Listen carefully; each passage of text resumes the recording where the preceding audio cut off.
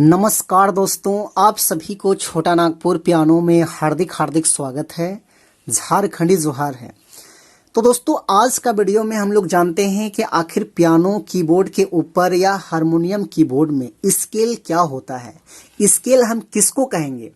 तो दोस्तों, जैसे आप इस कीबोर्ड में बहुत सारे जैसे आप बटन देख रहे हैं, तो इसमें स्केल कहाँ पे है। तो दोस्तों, कहने का मतलब ये है, स्केल का मतलब होता है स्वरों का एक समूह, यानी कि सेट ऑफ नोट्स कह सकते हैं या तो स्वरों का एक ग्रुप कह सकते हैं, जिसमें 7 से 8 नोट्स का शामिल किया जाता है। उसी को हम स्केल कहते हैं।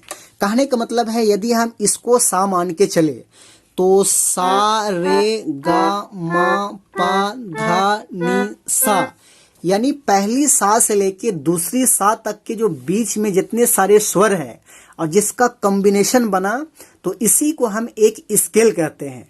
और इसमें क्या है कि हर स्वर का अपना अलग अलग आवाज है, अलग अलग साउंड है, तो यही स्केल है।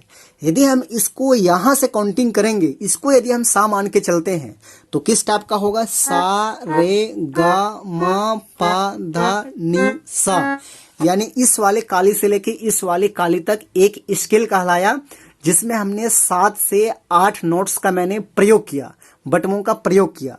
तो यही एक स्केल है। कहने का मतलब है कि यदि हम यहां से गिनेंगे सा रे गा मा पा धा नी, तो नी तक गिनेंगे तो हमारा 7 स्वर कहलाएगा, और यदि हम सा तक जाएंगे तो 8 स्वर कहलाएगा। तो दोस्तों, यही एक स्केल कहलाता है कीबोर्ड में। तो दोस्तों, आशा करते हैं कि आप सभी को समझ में आ गया होगा। तो एक लाइक कर दीजिएगा वीडियो को, और चैनल पे नए हैं दोस्तों तो बिल्कुल छोटा नागपुर पियानो को सब्सक्राइब कर दीजिएगा। और आज के लिए यहीं तक। Best of luck. So thank you, all the best.